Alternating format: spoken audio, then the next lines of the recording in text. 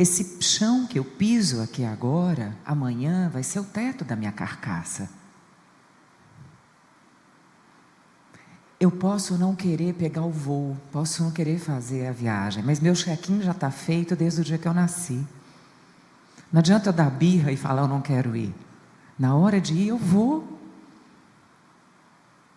E por isso a gente precisa entender que, mais do que Jesus acolhendo essa pessoa que está adoecida, nós que somos médicos precisamos enxergar, enquanto seres humanos que somos divinos, que a gente enxerga o próprio Jesus vivo ao tocar uma pessoa.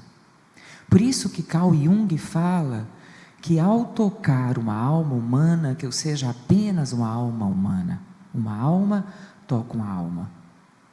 Resumindo, gente, nós somos gente que cuida de gente.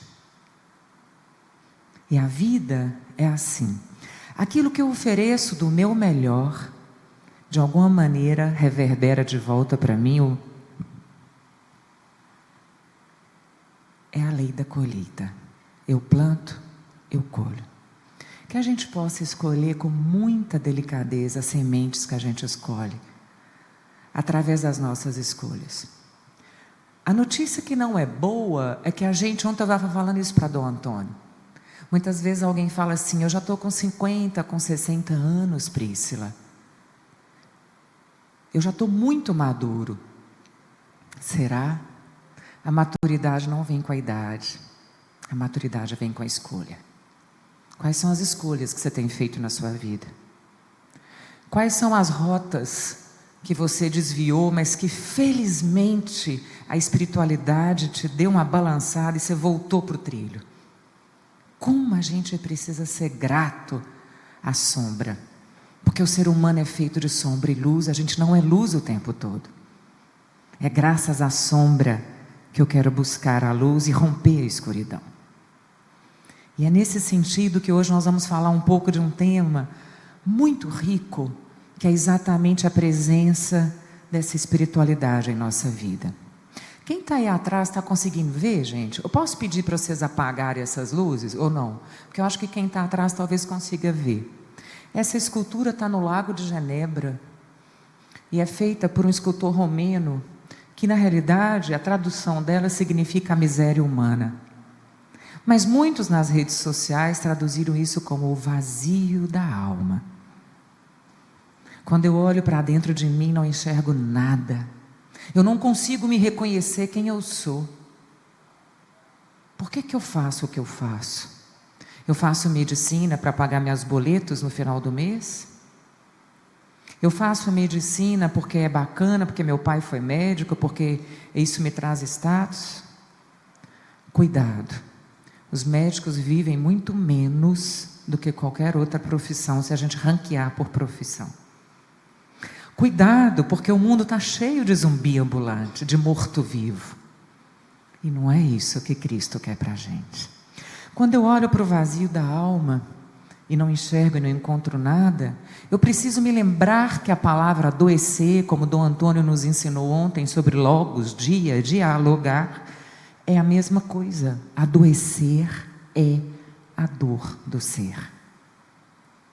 Qual é a dor que eu não estou conseguindo reverberar e curar dentro de mim, que me faz o meu corpo gritar, que vem em forma de adoecimento? E eu não estou falando de adoecimento só físico. Quem nunca leu Jean-Yves Leloup, vale a pena ler, quem da área de medicina. Ele tem obras belíssimas. E ele fala que a dor que não podemos suportar é aquela para a qual não podemos dar um sentido.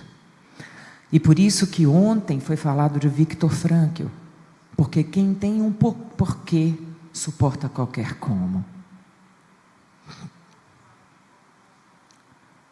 Eric Cassel, que foi meu professor em Harvard, que eu mostrei a foto para vocês ontem, que escreveu o livro que chama O Sofrimento Humano, que é a obra mais lida no mundo inteiro sobre o sofrimento. Ele nos ensina que sofrimento é um estado profundo de aflição, associado a acontecimentos que ameaçam a nossa integridade. Mas o sofrimento é uma ação. E a reação a esse sofrimento é eu peregrinar para dentro de mim. Buscar me conhecer, ter consciência de mim mesmo. Sabe, gente, o mundo nos joga o tempo inteiro para fora. São muitos estímulos externos o tempo inteiro. E o que a gente precisa, talvez, e muitos de nós têm dificuldade, em ficar sozinho, em silêncio, é lembrar que, ao invés de peregrinar para fora, eu preciso peregrinar para dentro. Eu preciso pegar os meus olhos e virá-los para dentro de mim mesma e saber quem eu sou, quem eu quero me tornar, o que Deus tem para mim, o que Ele quer para mim hoje, o que Ele quer para mim amanhã, o que Ele quer falar no meu coração. Porque sabe, gente, o nosso coração jamais coloca os nossos pés em caminhos errados. Se você estiver atento, aberto a escutar o seu coração, guarde isso. Eu tenho dúvidas, Priscila, eu não sei que caminho que eu sigo. Escuta seu coração. Seu coração nunca erra. Ele não vai pôr seus pés no caminho que não é o caminho certo. Tem uma passagem de Alice no País das Maravilhas. Alguém já leu? As meninas já leram Alice no País das Maravilhas? Tem que ler, as meninas. É lindo demais.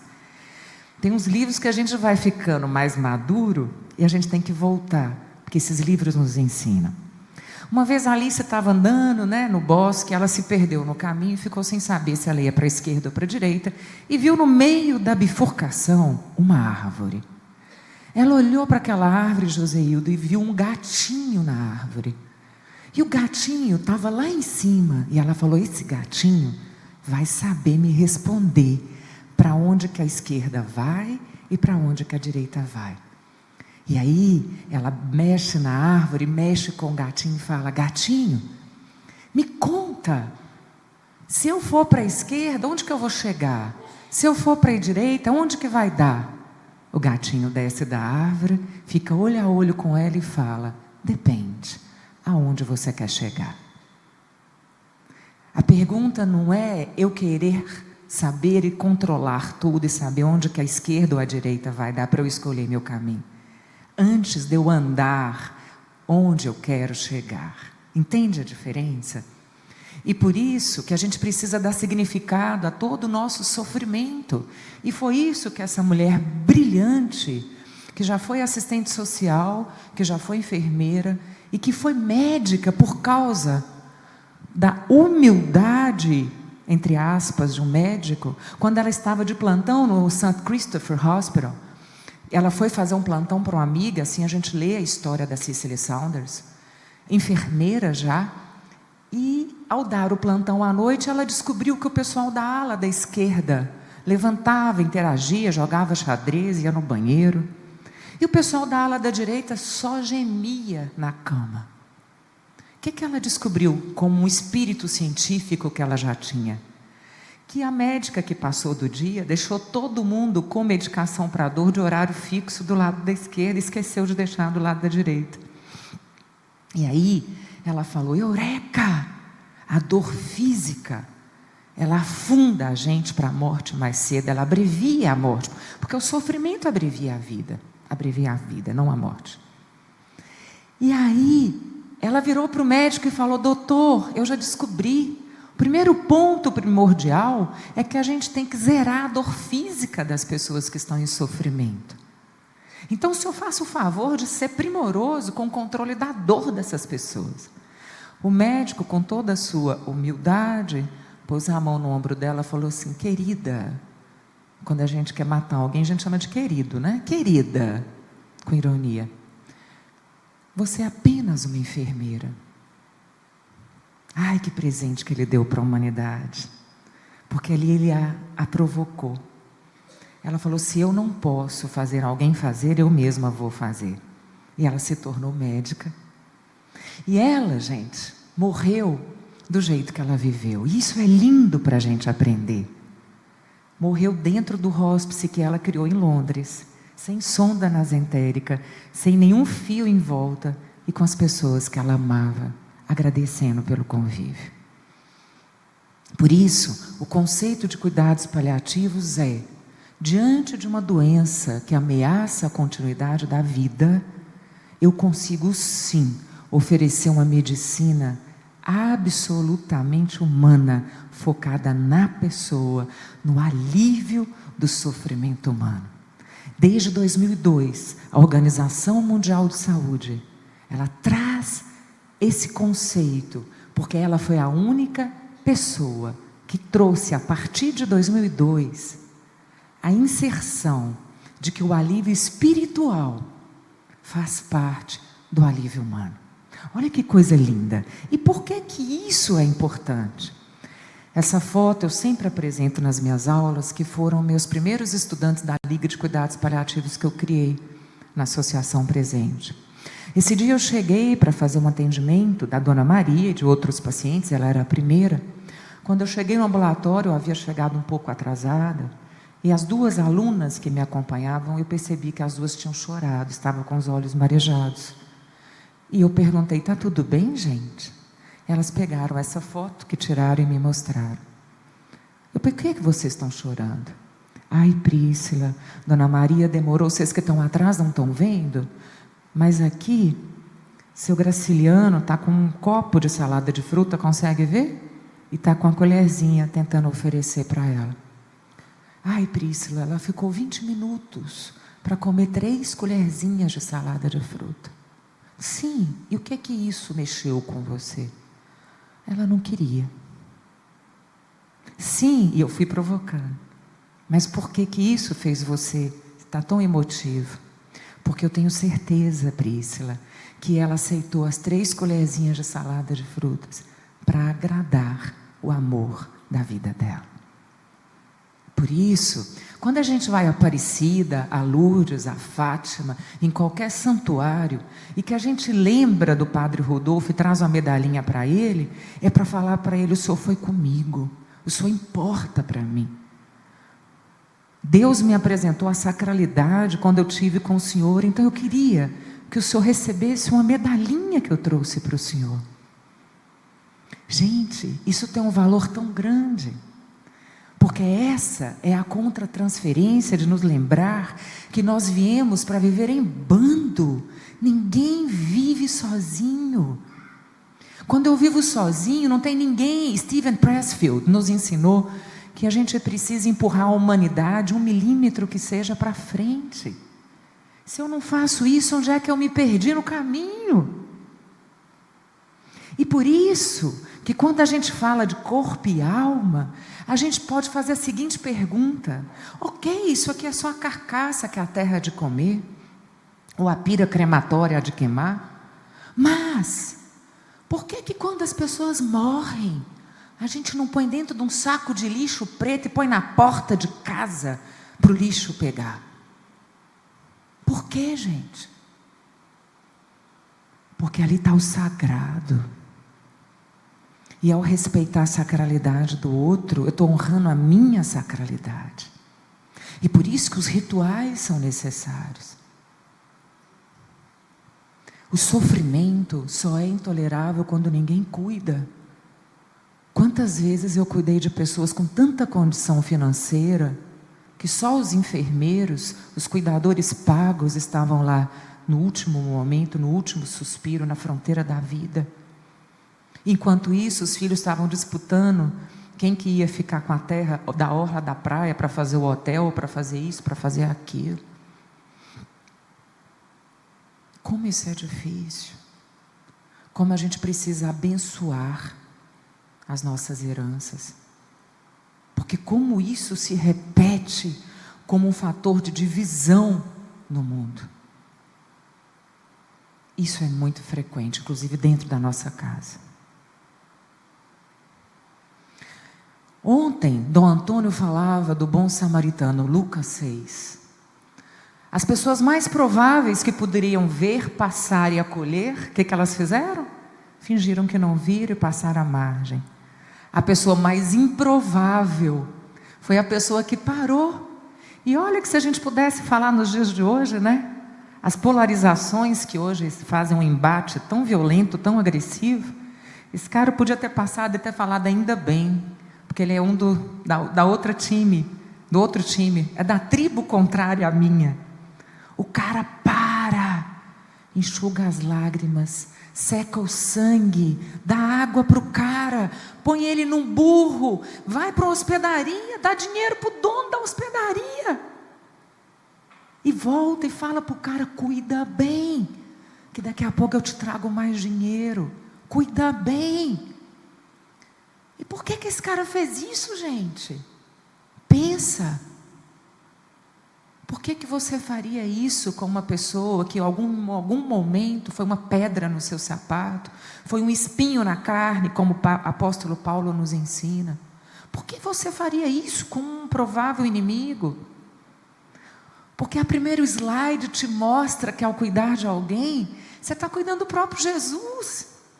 Se alguém te coloca uma pessoa na sua frente, é porque Jesus quer te curar, cuidando dessa pessoa. Eu vou contar uma história real para vocês. Alguém controla meu tempo, porque vocês viram que eu sou uma pessoa muito difícil, né, para falar. Tenho, assim, dificuldade para falar.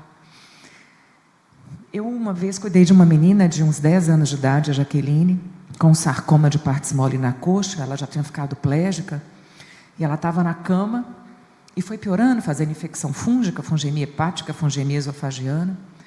E a mãe começou a me falar, meu filho está doente em casa, um filho de 2 anos, que era com outro homem, e eu vou precisar ir em casa. E essa menina estava na enfermaria, virada para a parede. E a mãe conversando comigo, e a menina do lado. E a mãe falou assim comigo, pedirei o meu companheiro para vir ficar com ela. Quando ela falou isso, a menina ficou em posição fetal e virou para a parede. Eu falei, opa, aí tem alguma coisa. A senhora não tem outra pessoa para mandar? Claro que eu não falei para ela que a filha não gostava do padrasto. Ela, não, eu preciso ir agora, só estou te avisando que se ela piorar, a senhora me liga, mas eu vou mandá-la. Gente, aquilo ficou na minha cabeça, eu fui para o consultório, à noite eu voltei. Naquela época, a Santa Casa era coordenada pelas irmãs de caridade que tinham vindo da Bélgica. E a irmã Verle, que Deus depois me deu a honra de cuidar dela na transição da vida dela para junto de Deus, eu virei para a irmã e falei, nesse mato tem coelho. Na hora que esse cara chegar, a senhora me chama, que nós não vamos deixar entrar antes da gente conversar com ele. E ela não falava português direito. Ok, doctor. Quando esse homem chegou, eu chamei esse homem no corredor e fui rezando a pé, que era pertinho da Santa Casa, chamei a irmã e falei para ele assim, você molestou a Jaqueline? É porque o Espírito Santo te dá essa condição. Ele falou, não, foram poucas vezes só.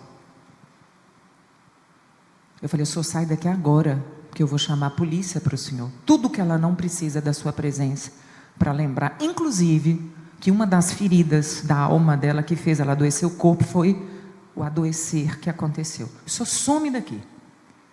E outra coisa, o senhor vai pagar aqui em vida o que o senhor fez. Olha para você ver o que é que eu fiz. Misturei tudo, né? Raiva humana, meu lado humano. Muito bem, Jaqueline morreu alguns meses depois, passado uns 2, 3 anos, estou eu no ambulatório para atender as consultas. Chamo um determinado nome para a primeira consulta, a pessoa entra de boné, com a cabeça baixa, uma traqueostomia. Era o raio do padrasto da Jaqueline, para eu fazer a primeira consulta. Na hora que eu olhei para aquele homem, eu falei assim, comigo mesmo, eu parei. Sabe quando você olha para a pessoa e você destrói a pessoa com seus olhos? Foi o que eu fiz. Dentro de mim eu falava, bem feito. Oh, coisa boa ter acontecido isso com você. Você vai ver o que é sofrimento. Porque a menina sofreu, agora chegou a sua vez. E dentro de mim eu olhava para ele, não falava nada. Só que depois que eu derramei todo o meu ódio, eu não consegui tocar nele, Guilherme. Eu tremia. E aí eu levantei e falei, infelizmente eu não vou conseguir fazer a consulta. Desculpa. Cheguei lá fora, cheguei para a secretária e falei, Du, pede esse rapaz para voltar amanhã e pede outra pessoa para atender, e eu não vou ter condição de atender ele, nem na consulta, nem nos retornos, tá? Ela olhou para mim assim e falou, será que essa é a doutora Príscila? Porque sempre eu vou lá fora, abraço, pego, coloco lá dentro, né? Porque eu consigo entender que Jesus está presente no outro, que é o exercício diário que a gente faz. Mas eu não consegui aquele dia.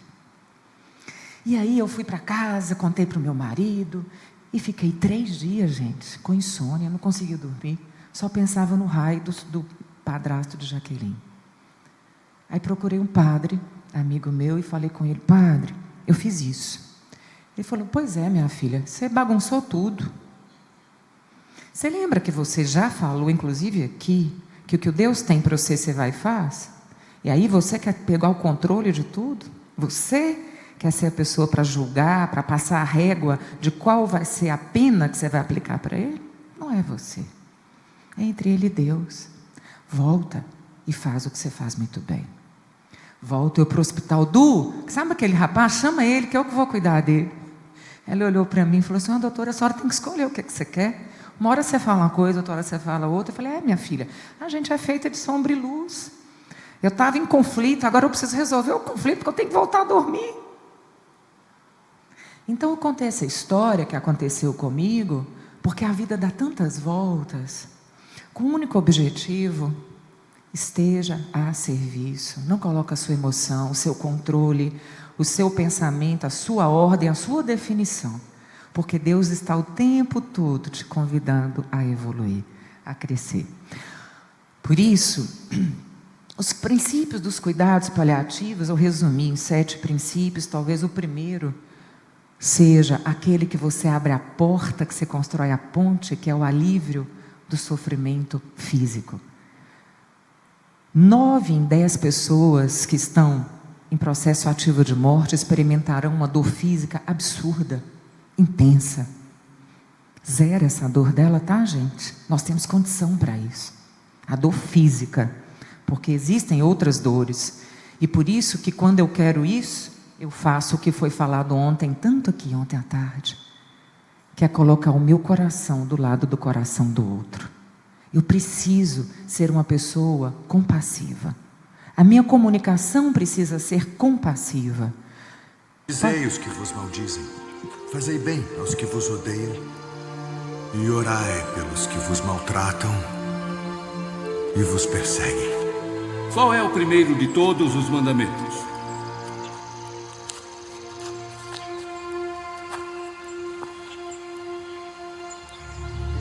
Ouve, Israel.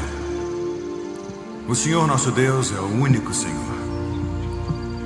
Amarás, pois, ao Senhor teu Deus de todo o teu coração,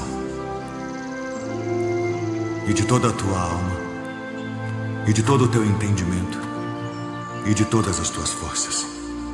Este é o primeiro e grande mandamento. E o segundo, semelhante a este, é: amarás o teu próximo como a ti mesmo.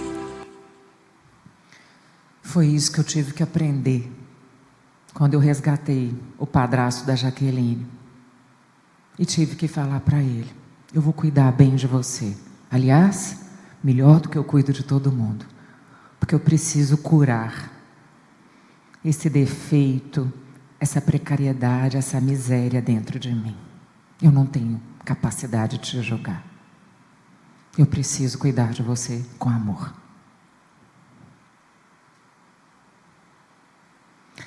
Qual é o nosso problema de hoje, gente? A gente inverte os papéis e começamos a nos enquadrar no grupo dos teres humanos e não dos seres humanos. A gente quantas vezes esquece que a nossa alegria não está em comprar uma bolsa, um sapato, um avião, um carro. Isso é maravilhoso. Mas as nossas serotoninas e endorfinas passam rapidamente, porque a gente tem uma dívida gigante para pagar, dividido de 12 vezes, porque eu comprei o raio da bolsa. As meninas estão rindo. Mas qual é aquela alegria que a endorfina e a serotonina não passam? Quando eu alivio o sofrimento de alguém. Essa preenche a minha essência com uma alegria perene. Ela fica um platô. caramba, eu de alguma maneira aliviei o sofrimento de alguém. Bom dia, minha amiga. Que bênção. Eu olhei para dentro de mim e honrei a Deus. Eu lembrei que eu sou um ser humano, eu não sou ter humano. Quando eu sou ter humano, eu fico extremamente vulnerável para o meu adoecimento de alma. E quantos de nós, e aí eu me incluo, estamos adoecidos da alma? Quantos de nós? Por isso o conceito da Cicely Saunders é um conselho magnífico. Somente alguém que foi assistente social, enfermeira e depois foi médica, conseguiu entender que a dor sobrepõe, é muito mais do que física. Nós temos uma dor que é chamada dor total. E muitas vezes a gente só consegue gritar com o corpo fisicamente, de falar, dói a minha metástase óssea, dói a lesão da mama que ulcerou. Não, dói o perdão que eu não consegui dar, dói às vezes que eu não priorizei a minha família, dói o meu sentimento de culpa por algo que eu podia ter feito e não fiz para ajudar o outro. Isso tudo vai para uma esfera onde a dor é total.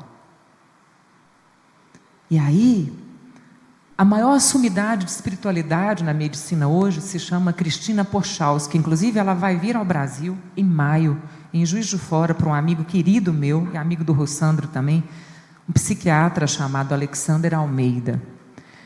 O Alexander vai trazer a Cristina Pochalski, que é a maior referência em espiritualidade hoje no mundo. O conceito atual de espiritualidade é dela, que é isso aqui. É um aspecto dinâmico, intrínseco da humanidade, através da qual as pessoas buscam sentido, Viktor Frankl, propósito, transcendência, experimentando o quê?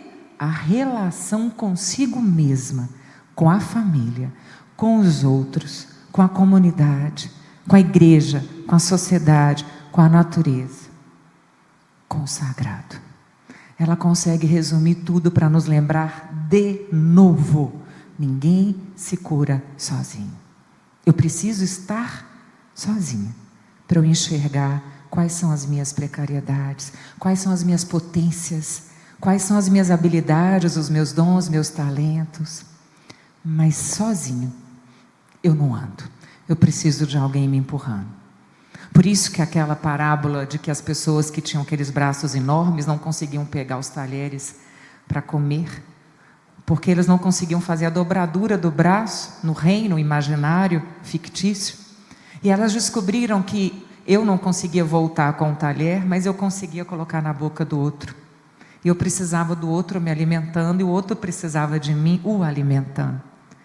Isso é para nos lembrar que é claro que essa metáfora é para falar que eu preciso do outro como o outro precisa de mim.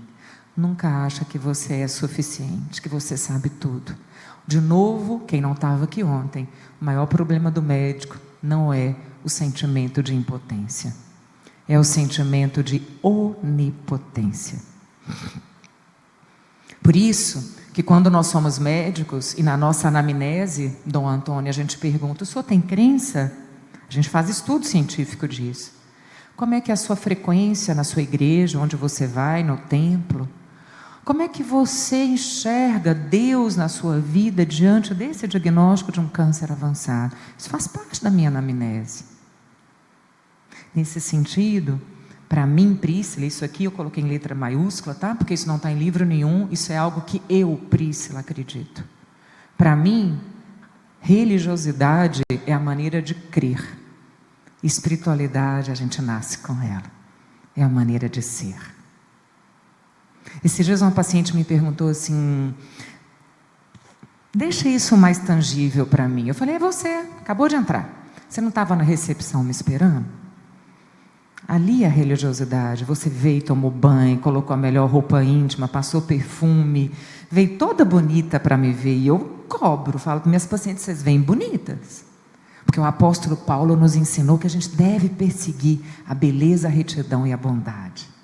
Claro que tudo com equilíbrio, né, gente? Porque tudo que sai do equilíbrio nos adoece. Então vocês vêm bonita me ver. E aí, você estava na recepção, esperando o momento de entrar. E eu te ver. E saber como foram os seus dias. Você me contar como é que os seus filhos estão. Se a gente conseguiu dar um passo no cuidado de fulano em relação à droga. Se seu marido conseguiu ser menos tóxico com você. A gente não vai no médico, para o médico, para a gente levantar as mãos, o médico examinar em 6 minutos, como naquele filme, quem não assistiu, vale a pena assistir.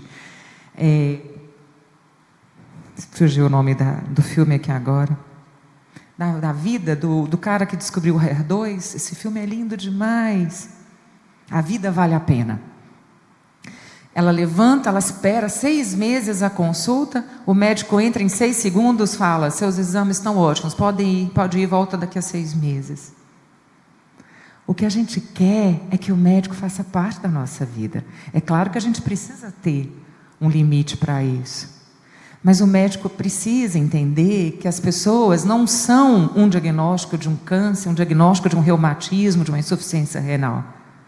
Ela tem uma alegria e uma dor de viver. Então olha de novo para ela e não para a biologia dela. Porque esse vínculo vai fazer com que ela se sinta importante. Com que ela se sinta como alguém sagrado para Deus. Por isso então que eu estava contando para ela. Você saiu da recepção, entrou no consultório. É a mesma coisa, a recepção é a religião. O consultório é você e Deus. Então é você na sua espiritualidade, na sua essência.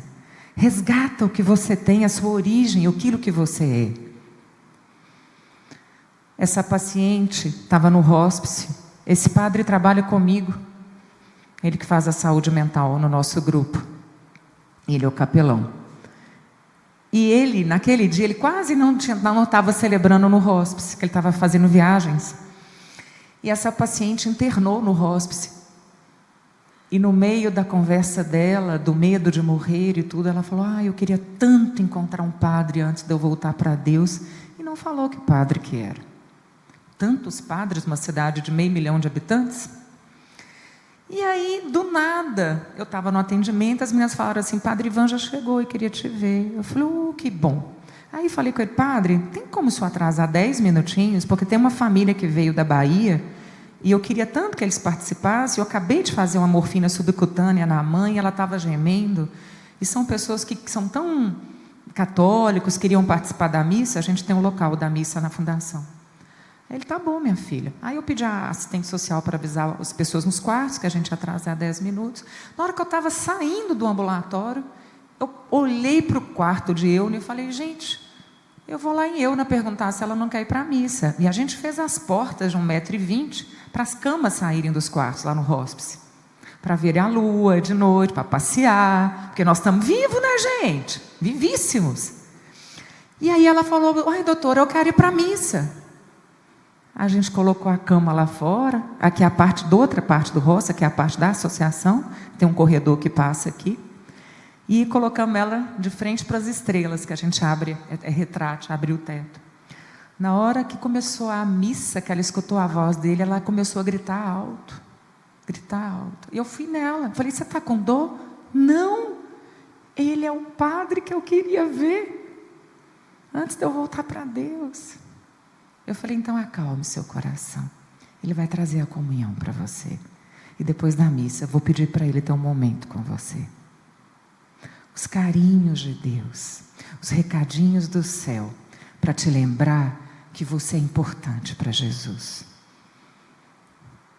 O vídeo, tem como passar? Haroldo morreu antes de ontem. Esse vídeo nós fizemos semana passada. Evangélico. Você ora por mim. Você ora para mim, ele falou. Nosso Deus e nosso Pai, nós te louvamos e te bendizemos, Senhor Jesus, pelo seu imenso plano de amor na vida de Haroldo. Nós te agradecemos, Jesus, por todas as bênçãos, mas também por todas as lições, por todas as quedas, por todas as noites traiçoeiras, por todas as adversidades. Nós te louvamos, Senhor, também pelo adoecimento. Porque nós sabemos, Senhor Jesus, que depois da tempestade tem a bonança, que depois da noite sombria tem a luz do sol que brilha. Nós cremos, Senhor Jesus, que tudo vai passar. Amém. Nós te pedimos, Senhor, muito mais que a cura do corpo, a cura física. Nós te pedimos que o Senhor cure a alma de Haroldo profundamente, Senhor. Amém. Nós te agradecemos, Senhor, porque o seu filho está de coração aberto. Amém, Deus. Para que o Senhor possa vir, tocar nele, segurar na mãozinha dele. Obrigado, Senhor Jesus, por aliviar a dor física dele. Obrigado, Senhor Jesus, por trazer pessoas, mecanismos, instrumentos, medicamentos para o alívio do sofrimento de Haroldo, Senhor. Sim, Senhor. Obrigado pelo fato do Senhor ser a prova viva, Senhor, do que o amor significa para nós. Amém, Deus. E que o Senhor faça o coração de Haroldo acolher tudo aquilo que ele está vivendo, tudo aquilo que é o mundo que ele está vivendo, o mundo como ele é agora, Senhor Jesus. Que ele possa aceitar todas as limitações, que ele possa compreender, Senhor Jesus, que por trás dessa imobilização na cama existe um propósito, existe um amor imenso seu por ele. Dê a ele o conforto da aceitação, dê a ele, Jesus, a confiança plena, profunda da vida eterna. Amém, Deus. Que o coração dele encontre a paz em Ti, Senhor. Amém. Nós te amamos, Senhor Jesus, e muito obrigado por derramar tanto amor na vida do seu filho aqui agora. Amém, Jesus. Pelo poder do sangue de Jesus. Amém. Do Pai, do Filho e do Espírito Santo. Amém. Deus te proteja, viu? Amém. Amém. Muito obrigada. Obrigado, doutora. Obrigada por essa oportunidade, tá? Eu que agradeço. De me convidar para orar por você e com sua mulher. Amém. E por tudo aquilo que nós temos que agradecer de que você colheu nessa vida e do que você plantou também.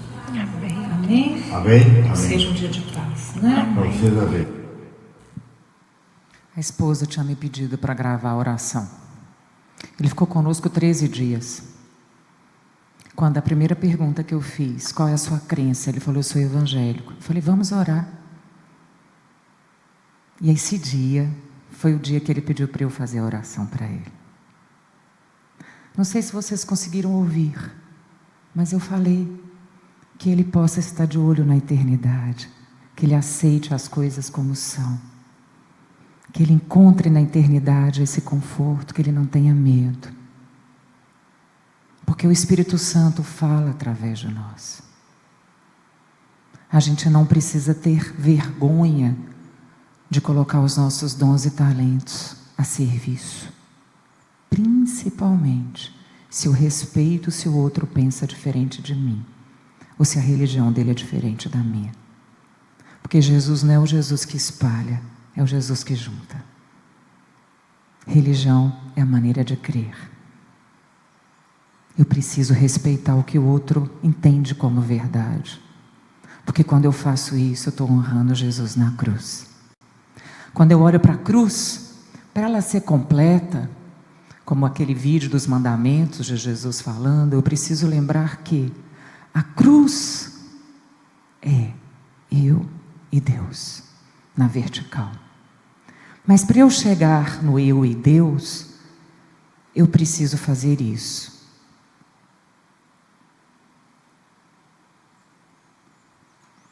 E isso significa que eu só faço essa conexão direta se eu abraço quem está do meu lado. Se eu olho só para o meu umbigo, a cruz não é completa, é só um pau. Ela não se traduz como cruz. Para ser cruz, eu e Deus, na vertical, eu preciso na horizontal, irmanar, abraçar, enxergar. Inclusive quem é pedra no meu sapato, espinho na minha carne. Quem me provoca, talvez nos meus sentimentos mais difíceis. Porque a gente é feito de escolhas. Nós temos os monstros e os anjos dentro da gente. A gente é quem a gente alimenta mais. Qual que é a sua escolha? Eu falei para vocês que eu ia contar para a Jesuína, ela me falou que eu só tenho 9 minutos. A Jesuína, a Thaís conheceu lá o hospice. Nós demos o nome do hospice para essa moça linda. Depois, se alguém quiser, procura no YouTube. A Jesuína era uma menina que tinha uma eloquência como poucos pregadores têm. Nunca estudou. Filha de um pai que tentou matá-la. Ela tinha um afundamento craniano. Ele jogou ela no chapisco. Umas costas cheias de marca. Foi navalhada por um namorado que era traficante de droga quando ela quis sair do relacionamento. E filha de uma prostituta. Chegou na associação aos 19 anos de idade. Eu estava para um congresso fora do Brasil. Já tinha uns 4 dias que ela estava lá. E a minha enfermeira Anjo, está comigo há quase 2 décadas, a Jaque, falou assim para mim: doutora, mas chegou uma menina tão difícil. A menina cospe, morde, bate, não quer que ninguém examine, vira para o lado, tudo está ruim. Mas ela é difícil. Aí eu virei para ela e falei: Jaque, e quão difícil nós não somos? Vamos lá, meu amor, vamos devagar, vamos descobrir o que está por trás dessa armadura. Gente, ninguém é difícil sozinho. Se alguém te oferece o carinho, a delicadeza, a generosidade, e alguém te devolve patada. Pensa, tem alguma coisa. Nós somos rápidos demais no gatilho para julgar. E difíceis demais e lentos demais para nos auto-julgar. Porque a gente está num mundo onde tudo é acelerado. É banda de alta velocidade. A gente quer respostas prontas. Ninguém quer construir caminhos. Eu entrei no primeiro dia, Jesuína. Não quero papo não. Estou muito chateada, estou morrendo mesmo. O médico me falou que eu estou com câncer, não tem jeito, não sei o quê, não sei o quê. Entro no segundo dia no quarto. Deixa eu te examinar. Se for bem rápido.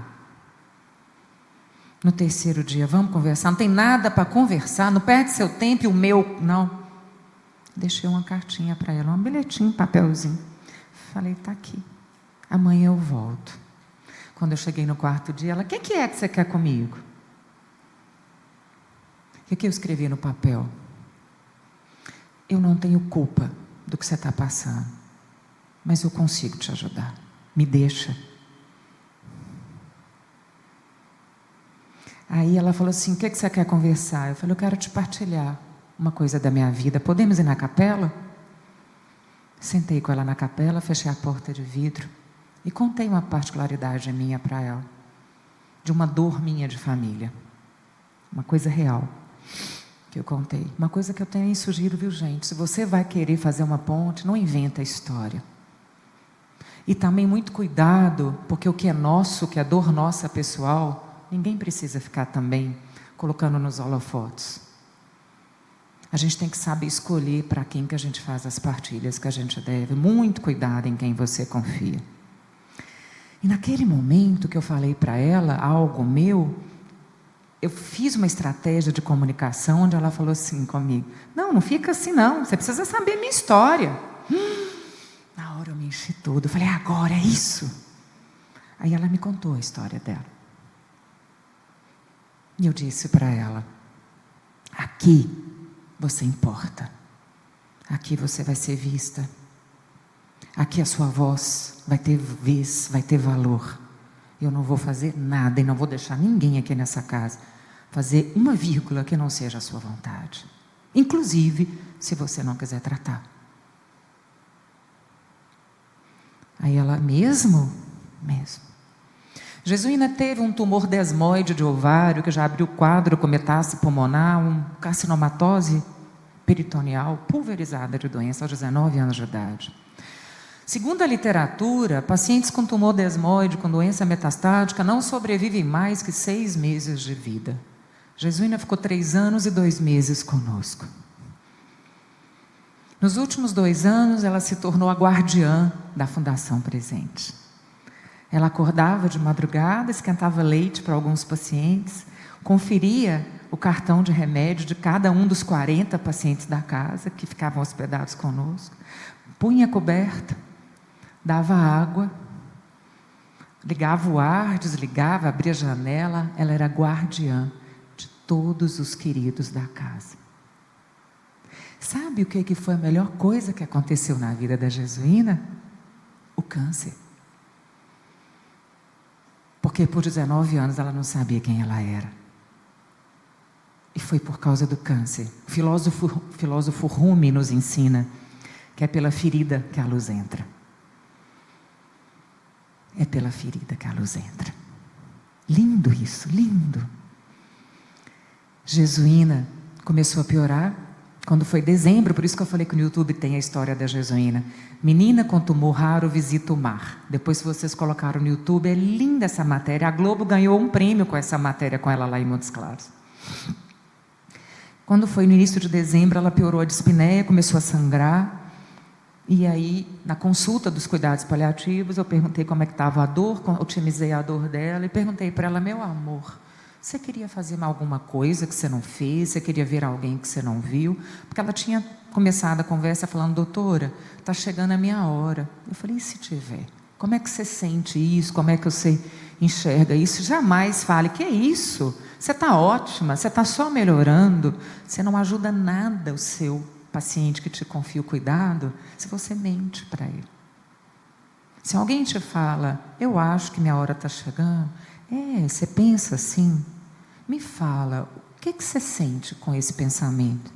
O que você reflete com isso que veio na sua mente? Você pode partilhar isso comigo? Pega na mão, fica no nível dos olhos, fica próximo. A pessoa se abre. Se você está com a pessoa, você está todo fechado, na mesa, de perna cruzada e braço cruzado, a pessoa não vai se abrir para você. Fica no nível dela. Abre, desfaz o armamento e fica no nível dela, olha para ela e fala: você quer partilhar a sua angústia comigo? Eu queria tanto, tanto ouvir você. Quando eu faço isso, eu me coloco no nível dessa pessoa. E aí ela me falou que ela queria conhecer o mar. Aí desceu uma lágrima, ela fez assim com as mãos e falou: doutora, não vai dar tempo, né, do jeito que eu estou. Eu falei: mas por que o mar? Porque eu acho que na hora que eu... Está no vídeo. Na hora que eu pisar no mar, eu acho que eu vou me libertar. Ai, que coisa linda, gente. É claro, óbvio, que eu levei ela para o quarto, subi, liguei para a Globo. E falei: vamos fazer uma matéria? Natal, todo mundo põe a mão no bolso. Vamos fazer uma matéria com a Jesuína e vamos levar ela para o Rio, Corcovado, Pão de Açúcar. Vamos levá-la para conhecer. Porque, gente, para os queridos de Jesus não é qualquer coisa. A gente tem que levar para o melhor, né? Imagina uma jovem de 22 anos, será que ela não queria conhecer o Cristo? Claro que ela queria. E aí, no dia seguinte, eles toparam, fizeram a matéria. 4 horas depois, a gente tinha o dobro do valor para levar a Jesuína. Ganhamos tudo. A agência deu a viagem, fizeram um enxoval de praia, maiô, filtro solar, chapéu. Sobrou tanto dinheiro que nós guardamos para o sobrinho de Jesuína que ia nascer. Antes dela morrer, eu falei para ela: o dinheiro está guardado para sua sobrinha. Ela foi para o mar no final de janeiro. Ficou ainda com a gente mais um mês, reverberando o que o mar tinha feito com ela. Mais um mês. Inexplicável do jeito que ela estava. Quando foi início de março, eu ia abrir um congresso em Aracaju. No dia anterior ela piorou muito, coloquei ela na máscara de alto fluxo. E Jaqueline de um lado, eu do outro. E Jaqueline: vem cá, a senhora não vai viajar. O que é um congresso? Você nem conhece esse povo. Jesuína está morrendo. Que bom, Jaque. Que bom que ela está morrendo com uma pessoa como você do lado dela. Ela está do lado da melhor enfermeira do mundo. E eu não estou indo embora sozinho. O esquema está aqui. A doutora Berta vai estar de sobreaviso. Se tiver qualquer demanda, você vai trazê-la. Eu vou viajar em paz. Eu vou seguir meu fluxo. Eu vou seguir minha missão. Porque a Jesuína vai fazer uma passagem com serenidade. Ela tem entendimento disso. Entrei para o voo 6 horas da manhã para ir para Aracaju. Quando eu desço lá, acho que era 11h30, tinha uma mensagem: Jesuína partiu. E partiu como passarinho, doutora Príscila. Como eu me curei, doutora, a Jaque escrevendo, ao ver a partida dela. Porque a Jaque veio trabalhar comigo, porque 6 meses depois que ela casou, o marido dela morreu de câncer de estômago. A gente se cura no outro.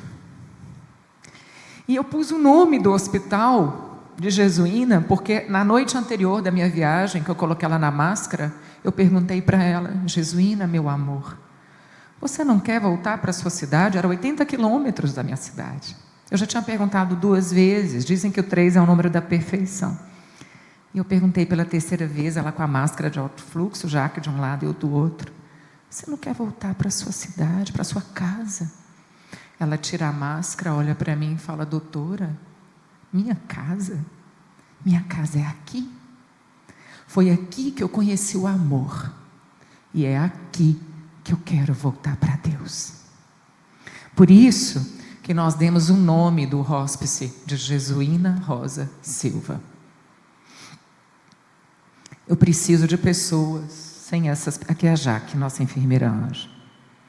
Cieri, nossa psicóloga anjo. Sandra. Aqui é a nossa turma, uma parte, falta muita gente ainda. Nós somos hoje quase 20 pessoas da equipe. Todos os dias elas se reúnem, e todas as quartas-feiras comigo, para a gente passar o plano diário. E existe um grupo no WhatsApp, onde a gente vai contando a evolução de cada paciente. Eu sei tudo, se você me parar na rua, Valéria, eu sei te falar o que a dona Ana está passando aqui agora, que antes de eu começar, elas já colocaram no grupo. 100 pessoas a gente não faz nada. Estou terminando. Esse rapazinho de 22 anos, em março desse ano também voltou para Deus. Chegou para mim aos 20 anos de idade, um sarcoma de Ewing, que me abriu com metástase pulmonar. Foi um susto muito grande, porque ele tinha sido operado. Eles fizeram a cirurgia na perna dele, ele veio para eu fazer adjuvância, o que a gente chama de quimioterapia profilática. Quando eu rastreei ele, o pulmão estava cheio de nódulo, cheio de placa. Como comunicar isso para um menino de 20 anos, né? Filho único. Passado uns 2 anos, ele foi piorando, eu fui trocando as linhas de tratamento, coloquei ele em alguns grupos de estudo, no AC Camargo, no ICESP. Ele fez consultas com os medalhões do Brasil online, sugestões, testes moleculares, vamos trocando o tratamento, nada respondeu. Em fevereiro, final do mês, era aniversário do Jarbas, esse ano nós fomos para a Argentina. E eu estava na Argentina, Marquinhos começou a ficar com muita crise de ansiedade, com medo de morrer. Eu estava na Argentina, ele estava dentro da igreja com Jarbas. Ele me manda essa mensagem, quem está aí atrás não vai enxergar, mas ele escreveu dia 28 de fevereiro, titia Prícila, bom dia. Se for uma igreja, for pela primeira vez, é dito que o desejo é atendido. Você poderia abrir mão de um pequeno desejo seu para pedir para mim, titia Prícila, pela minha cura? Eu estou com medo, eu quero muito viver, e você sabe disso melhor do que ninguém. Eu respondo para ele com a foto da igreja. Aliás, a foto dessa igreja foi onde o Papa Francisco era bispo e onde ele presidia as celebrações. Eu coloquei: você está sempre em minhas preces, e antes eu falei: eu estou na igreja. E as minhas orações são para a sua paz interior, para a sua cura da alma. A gente não engana as pessoas, gente, não façam isso. Aí ele escreveu assim: hoje o padre, amigo da família, veio aqui, aproveitei e confessei, e estou tentando me manter firme, porque está difícil. E tirei algumas dúvidas, sim, principalmente: Deus está me escutando. Que dor é essa, gente? Quem pode me falar, já que a gente aprendeu sobre dor total? Que dor é essa? Sabe, Sebastião, que dor é essa? É a dor espiritual. Será que Deus está me escutando?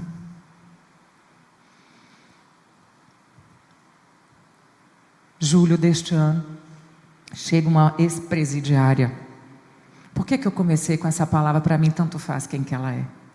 Mas porque isso foi um médico que chegou lá para mim e falou: como que uma ex-presidiária trouxe tanto amor para você? É engraçado tanto que a gente rotula as pessoas. Quem me interessa quem que ela é? Porque eu aprendi com a minha dor, quando eu fiquei 3 dias sem dormir, julgando o cara que eu achava que era o filho da... por ter feito o que fez. Eu tinha que aprender, não tinha? Porque a gente não pode errar no mesmo lugar. Errar é humano, mas ficar batendo o pé no mesmo erro. O que me interessa, o que a pessoa fez? Ela tem uma alma. Eu preciso enxergar Jesus nela. Mas um colega entrou lá e falou assim, mas como que uma ex-presidiária que deve ter matado, deve ter roubado, deve ter não sei o quê, te tocou tanto? Você está providenciando parmegiana para ela? Tem um trem que apareceu no meio do ano aí, trem do amor, como é que chama? Morango do amor. Mandei o que a mulher queria, manda trazer. Faz. A gente tem na anamnese a comida afetiva. E a mulher estava com obstrução, câncer de intestino, a mulher vomitava a alma. E eu chego no sábado, eu tinha viajado, ela foi admitida na quarta, e aí o pessoal colocava no grupo, ela não está bem, ela não come, no isso e aquilo. No sábado eu cheguei cedo. Ela estava com muitas questões, mas a pior delas, ou a maior delas, era o medo de ser julgada por Deus, porque ela fez a mãe dela sofrer. E ela queria muito, de alguma maneira, que Deus perdoasse ela. E aí eu disse para ela, quando eu abri o lençol para examiná-la, eu vi uma borboleta. A borboleta foi o chamado. A borboleta é o símbolo dos cuidados paliativos. Isso foi um sinal do céu para mim. Depois, se alguém entrar no meu Instagram, tem a história da Eliane. Eu contei lá, contando a história da parmegiana que ela comeu, contando por que através da borboleta eu fui falar para ela sobre liberdade em Deus. Ela voou 2 dias depois. Mas o que eu registrei no prontuário dela foi isso aqui, ó. No sábado, foi o primeiro dia que eu a conheci, dia 27/7/2025. O paciente informa que conseguiu pedir perdão para a mãe, pelo sofrimento que afirma ter gerado com as suas escolhas na vida. Acredita que Deus não vai recebê-la no céu, se a mãe não a perdoar. Naquele sábado, eu perguntei para ela, a parmegiana está vindo, mas que tal junto do pacote da parmegiana a gente trazer mamãe também? Não, ela nunca vai me entender, ela nunca vai me perdoar. Falei, nunca não é uma palavra que Jesus gostava de usar, ele sempre colocava inclusão. O máximo que vai acontecer é sua mãe não querer te ver. Deixa eu trazer no pacote da parmegiana sua mãe? Tá, mas a senhora fica aqui? Não, eu fico lá fora, dentro do quarto não. Dentro do quarto vai ser um espaço onde eu vou estar lá intercedendo, para que você ganhe essa paz e tire esses 200 quilos das suas costas, da sua alma.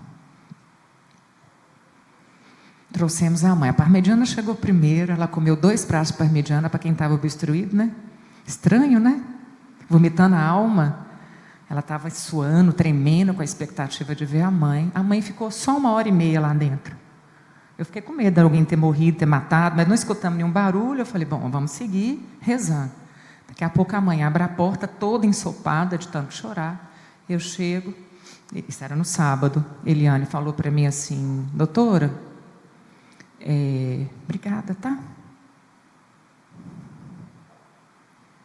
Dormiu super bem, não vomitou, não pediu remédio para dor, não pediu resgate de morfina, não aumentou o oxigênio, morreu na segunda-feira. A borboleta, que era Lavra, realmente lembrou que tinha asas e voou. Antes dela morrer, ela falou para a Ciele, psicóloga, Ciele, eu acho que Deus não está tão bravo comigo mais, né? Que lindo isso. Os rios não bebem de suas próprias águas, as árvores não nutrem dos seus próprios frutos, o sol não brilha para si mesmo. As flores não espalham fragrância para elas próprias. Viver para os outros faz parte da nossa identidade humana. A vida é boa quando a gente é feliz, mas é muito melhor quando alguém é feliz por nossa causa. Essa frase que eu escrevi, foi na última palestra que eu dei no Congresso Brasileiro. Todo fim pede um ritual. A alma recolhe o que da vida tem. A dor total demanda uma escuta total. Sem pressa, sem julgamento, com presença. Esse é o maior poder que a gente tem. Sermos inteiros para o outro, sem julgamento, sem pressa, com a nossa presença. Para que tudo que seja recolhido, além da matéria, do corpo, possa ser recolhido também aquilo que valeu a pena ser vivido. Quando tivermos face a face com Jesus, eu espero, creio, confio que esse dia chegará. É claro que eu vou falar para Jesus o tanto que, como humana, das coisas que eu não dei conta. Mas como disse Madre Teresa de Calcutá, quando estiveres frente a frente com Jesus, não vai ser seu título, não vai ser se você é bispo, se você é padre, se você é médico, se você tem mestrado ou doutorado, se eu comprei casa, se eu tenho carro, se eu conheci Paris. Você não vai ser julgado pelo tanto que você adquiriu, que você teve, que você conquistou com suas habilidades, mas dadas pelo divino nos seus dons e seus talentos, que todos temos muitos dons e talentos. Você não será julgado por isso, mas você vai ser julgado pelo quanto você deu conta de amar. E esse amar tem um pacote gigante dentro dele. Que a gente possa sair daqui hoje lembrando que o que você faz tem propósito, tem sentido e vai impactar a vida das pessoas.